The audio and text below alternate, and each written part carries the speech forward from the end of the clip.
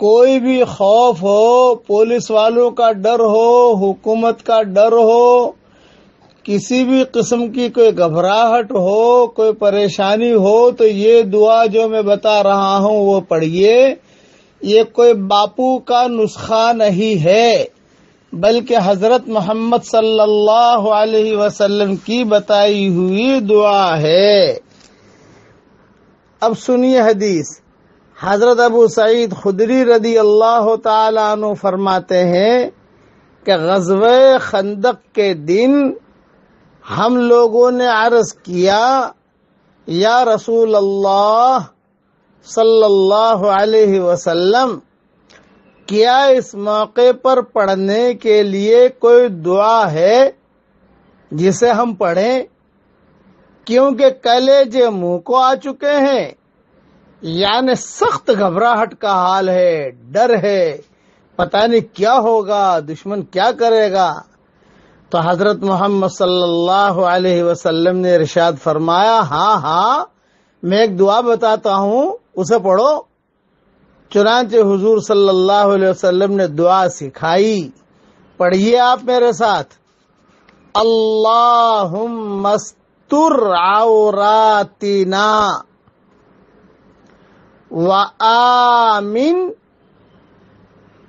روعاتنا۔ پھر سے ایک مرتبہ اور پڑھ لیجئے، اللہم استر عوراتنا وآمن روعاتنا۔ ترجمہ بھی پڑھ لیجئے میرے ساتھ، یا اللہ دشمن کے مقابلے میں جو ہماری کمزوریاں ہیں ان پر پردہ ڈال دیجئے اور ہمیں خوف کی چیزوں سے امن عطا فرما دیجئے۔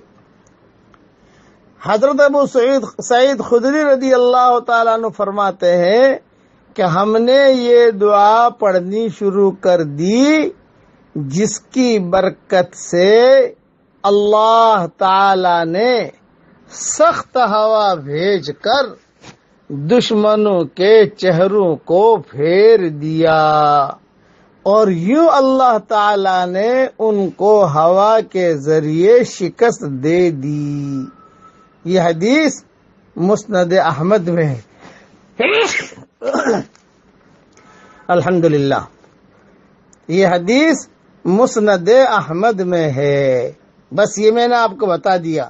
کوئی بھی پریشانی ہو، کوئی بھی الجھن ہو، کبھی پولیس والے پریشان کرتے ہیں، کبھی جو ہے جج پریشان کرتا ہے، کبھی جو ہے کوئی بھی گھبراہٹ آتی ہے آدمی کی زندگی کے اندر، الٹ پھیر ہوتا رہتا ہے، یہ دعا پڑھنی شروع کر دو۔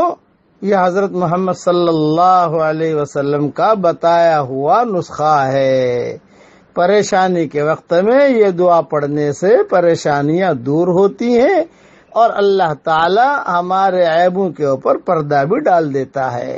اللہ تعالی ہر فرد امت کی دنیاوی لائن کی ساری پریشانیوں کو اللہ تعالی دور فرمائے۔ آمین آمین۔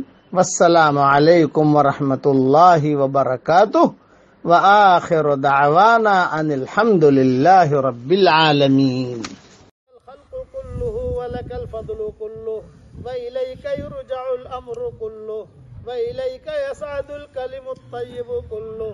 اللهم لك الحمد بالإسلام، لك الحمد بالإيمان، لك الحمد بالقرآن، لك الحمد حتى ترضى، لك الحمد إذا رضيت، لك الحمد بعد الرضا۔ اللهم لك الحمد كالذي نقول وخيرا مما نقول، لك الحمد كالذي تقول، لك الحمد في الحال ولك الحمد في المآل۔ اللهم لك الحمد في الأولى ولك الحمد في الآخرة۔ اللهم لك الحمد حمدا حمدا، اللهم لك الشكر شكرا شكرا، اللهم يا رب صل وسلم دائما أبدا على حبيبك خير الخلق كلهم. اللهم صل على سيدنا محمد بن عبد الله القائم بحق الله، ما ضاق أمر إلا فرجه الله. اللهم اغفر لنا ذنوبنا.